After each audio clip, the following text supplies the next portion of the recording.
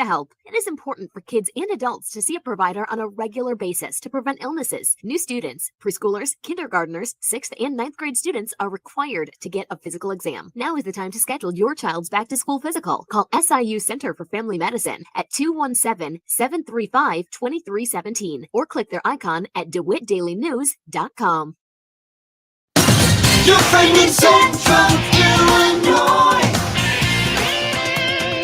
WHOW. Top of the morning. Thanks for being with us. I'm your host today, Seth Lawrence, and the WHOW Morning Show is streaming to Facebook and YouTube, brought to you by Peterson Insurance, your Pekin Insurance agent in Clinton. My guest in this segment of the morning show is Curt Homann. And Curt, today you put on the hat of the it's not the director of the Warner Hospital Board. It is director of the Warner Hospital Board. And so welcome in. We're talking about the hospital today. And I know that last time you were in, you and I were catching up on Glow Bingo, big event in Lincoln this time around. How did that event go? What'd you hear about it? Actually, it went really well. We had about 140 people that played. That actually played. There were several other people there that were either helping or didn't play.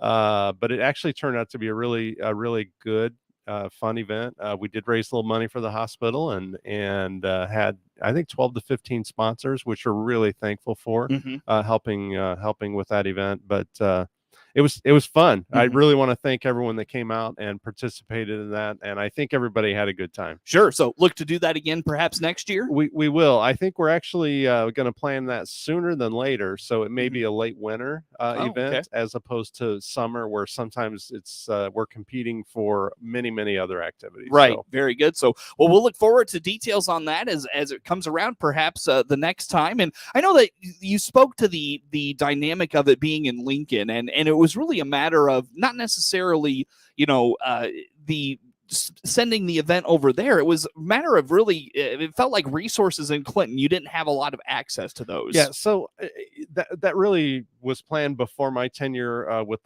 the foundation. However, it was, it was the decision that needed to be made at the time. And there was some uncertainty with places to hold an event that would, potentially hold 300 people or so. So the plan, so the great thing is we had some folks from Lincoln that came out and played Glow Bingo and really ended up supporting Warner Hospital here in Clinton. Sure.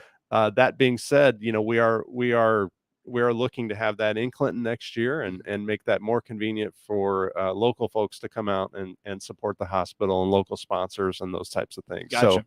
So sometimes that's how it works. And the people that went over there had a great time, regardless. And I don't think would have had any more fun if it was here or anywhere else, just a convenience sake. Yep, definitely. Well, we'll look forward to that coming around perhaps again next year and maybe making that kind of an annual thing. Folks look forward to and associate with Warner Hospital. And as we talk a little bit here this morning, Curt, about fundraising, we'll kind of get into the ins and outs of, goals for the foundation and things of that nature in a bit. But you're introducing another new fundraiser later this fall. What do you have for us? We are. So we have our first, what we hope to be annual, and I'm sure it will be, our first annual golf outing.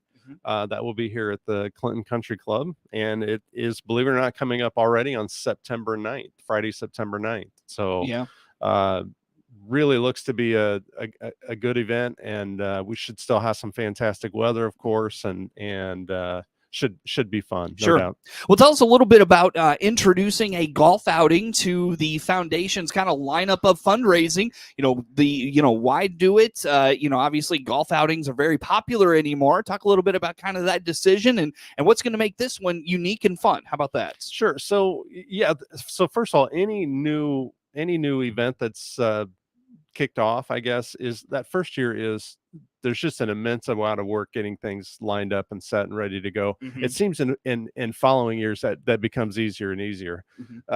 So we've had two new events this year, and that's a good thing because that's just going to help us down the road. But in terms of the event itself, it's a 9-hole course, so we're going to be limited on teams. We want it to be a laid back, fun day. If you're going out there to get your best score for the PGA tournament, it's probably not the golf. I mean, just come out and have a good time. Realize that we're supporting the hospital, but we'll do the fun games that are out there as well. The closest to the pin, maybe the hole in one, right? The longest drive, those types of things.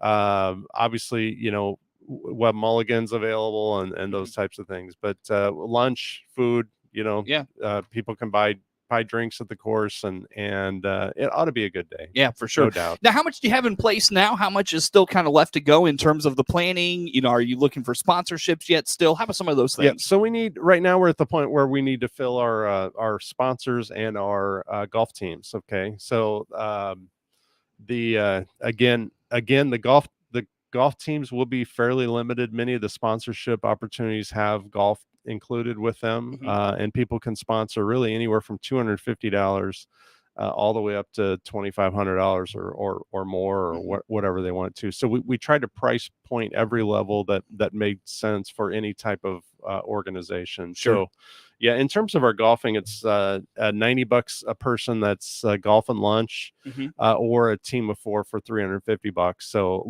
little bit of savings, obviously not much, but a little bit of savings on registering a full team. Sure. So very good. When it comes to registering a full team, how can individuals, groups, businesses, how do they get involved in this? The best way is to reach directly out to me, and through my cell phone or through Facebook on our foundation Facebook page. My cell phone, for those that have access to write it down, is 217-377-3174. And I've got that phone with me all the time. If you call at 2 a.m., it'll wake me up. I promise you.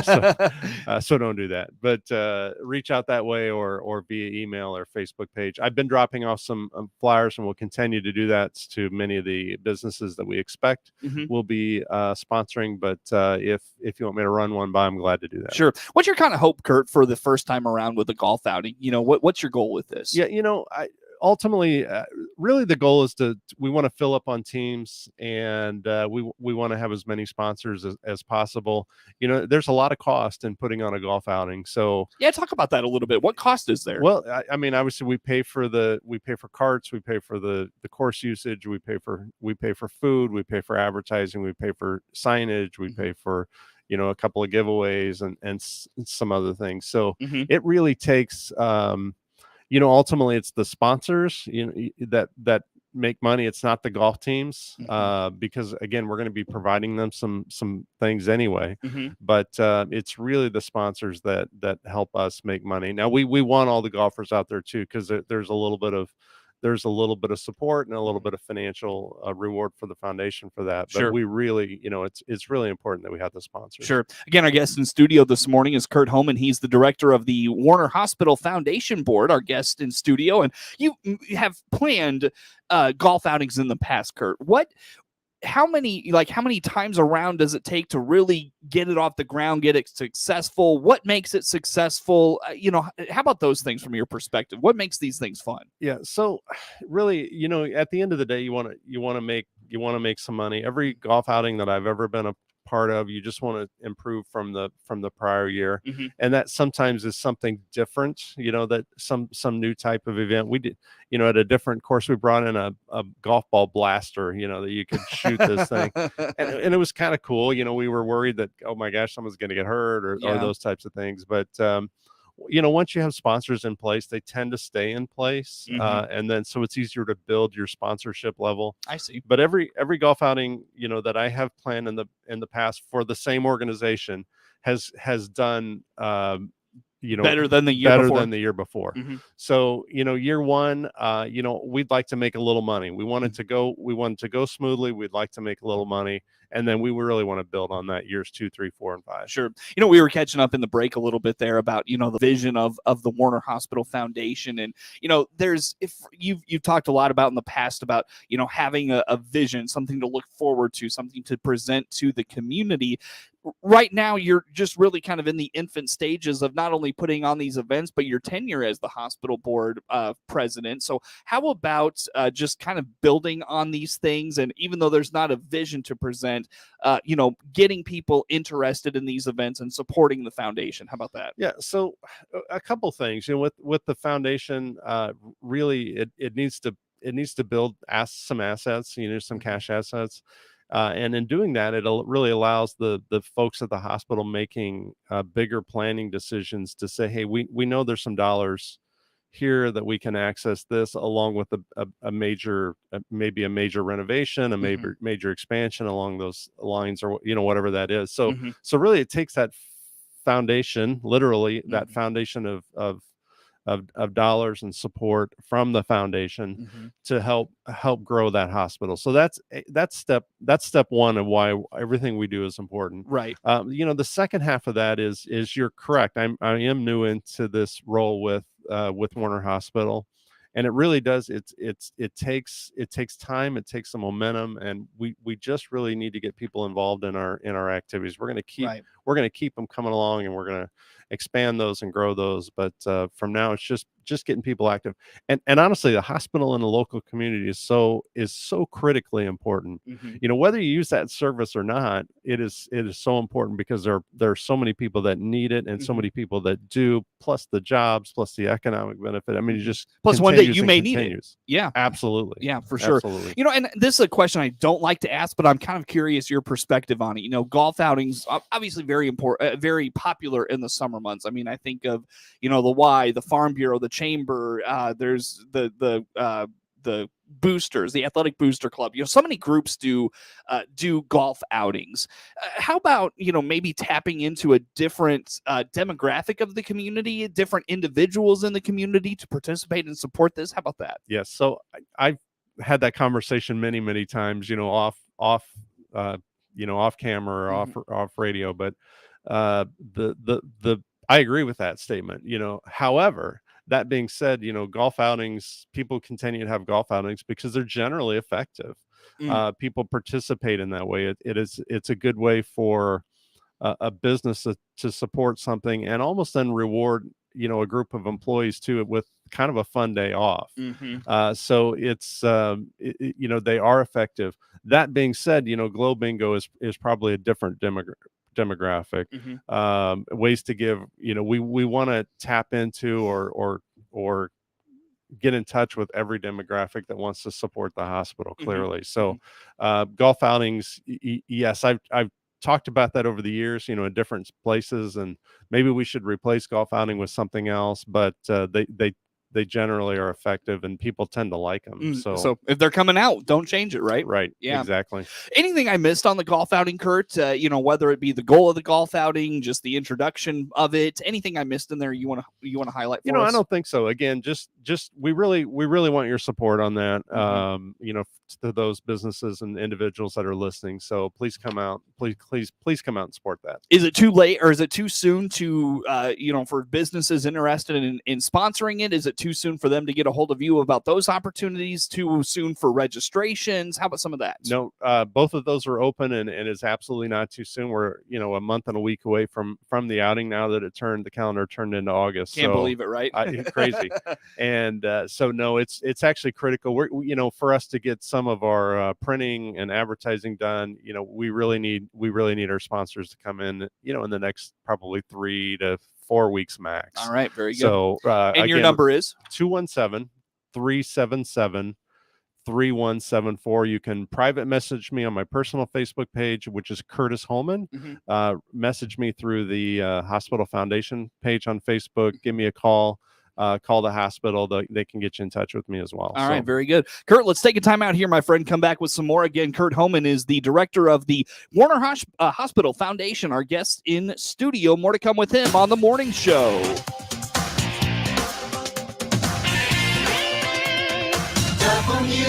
WHOW. At Love It Once More Thrift Store in Clinton, we have everything you need for summer fun. And right now, all our kids and adult clothes are 10% off. This is Connie reminding you to shop here and donate here first. See us on Facebook or DivaDailyNews.com. This is Ryan Utterback with Utterback Real Estate. Don't get burned. No worries, I have my SPF 1000. It's time to list your house with us while the market's still hot. Like Pekin wrapped jalapenos. And that's why you're the other Ryan. List your house today by clicking the Utterback Real Estate icon at DeWittDailyNews.com. Life is uncertain. Stop in and see me, State Farm Agent Jason France, on the west side of the Clinton Square, or click our icon at DeWittDailyNews.com and see how our full lineup of State Farm insurance and financial services can help protect your family. Local farm broadcaster Jared White covers the local agriculture news you need to know. Hear his reports by downloading the free WHOW mobile app. Tune into all of WHOW's platforms on AM, FM, and streamed at IllinoisFarmRadio.com for live coverage of the DeWitt 4-H Fair, featuring 4-H'ers from DeWitt, Piatt, and Macon counties, the Farmer City Junior Fair, featuring junior 4-H'ers from the area, and reports from the Illinois State Fair this summer. Our coverage this year is brought to you by our title sponsor, Apex Clean Energy, a leading developer of wind and solar projects to bring investment to local farming communities. Our coverage is also brought to you by AHW, your John Deere dealer in Macon and Monticello, Heartland Bank and Trust, with locations across central Illinois, the Macon County Farm Bureau, where membership means value, Warner Hospital and Health Services in Clinton, compassionate care close to home, Midstate Eye in Clinton, where they believe life is all about your vision, Nancy Metal in Mount Zion, your pole barn building specialists, and First State Bank, Hayworth Branch. Read all the results from judging at the DeWitt 4-H and Farmer City Junior Fairs by clicking the fair results icon at DeWittDailyNews.com. Your friend in Central Illinois, WHOW. Once again, a good morning. Thanks again for being with us. I'm your host today, Seth Lawrence. The WHOW Morning Show is streaming to Facebook and YouTube. It's brought to you by Peterson Insurance, your Pekin Insurance agent in Clinton. My guest in studio, Curt Homann, director of the Warner Hospital Foundation, our guest in studio. Curt, let's talk a little bit about an opening on the foundation board. What's going on there? What do you need? We've actually got 2 openings for foundation board members. Mm-hmm. And, we'd love to have people that are committed to Warner Hospital, committed to the community and in helping improve the community and the hospital. So a foundation board member, we do have meetings monthly. So once a month of an early morning, I think an 8 a.m. Meeting time. Mm-hmm. And then some help with some of our events as well. If that board member can do it, or if just someone wanted to volunteer for an event, we could certainly handle that as well. But yeah, sure. When it comes to filling a role on any board, it could be of any entity, in any industry, I guess. A lot of people sit back and think, well, I don't have an expertise in, how a hospital runs or the medical field or anything like that. Talk a little bit about why it's important to have all sorts of different, outside perspectives in these situations. Yeah. And particularly the foundation side of it, we're not running, there's a separate hospital board that really makes hospital decisions.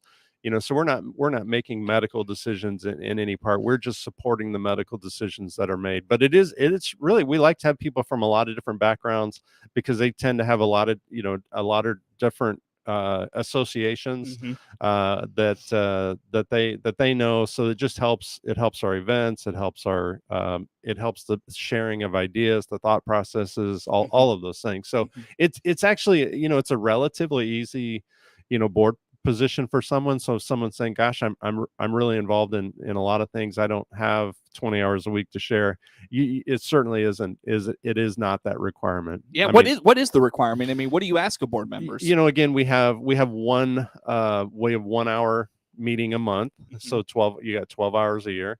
And then help with some of the events, so there may be some planning time around that, but it's not a huge commitment of personal time, and it is rewarding to help a local business, a local entity succeed. There's no doubt. So how, what kind of decisions are being made at a board level? I mean, you mentioned obviously helping with events. That seems kind of self-explanatory. Right. You may get involved in that a little bit. What types of decisions is the foundation board making? So the foundation does provide make some decisions on some of the medical scholarships that come through.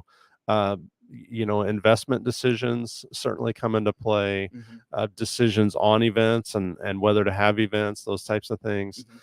So again, totally outside of the medical profession. So as you mentioned, someone doesn't have to have a medical background to be really successful in a foundation role.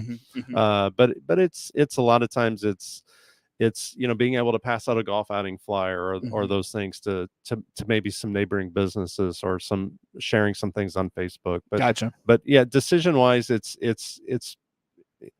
Pretty low key. Pretty low key decisions. Yes. Yeah. Thank you. When it comes to, I know that, and not just Warner Hospital, but many different entities are really looking to tap into younger people and get them active and be a part of what they're doing in the community. I know that Matt Riley, your board president, very young guy, works at the bank and those sorts of things. Talk a little bit about that aspect of things and engaging, I say the youth, but the younger professionals, the younger folks in our communities. How about that? Yeah, so absolutely.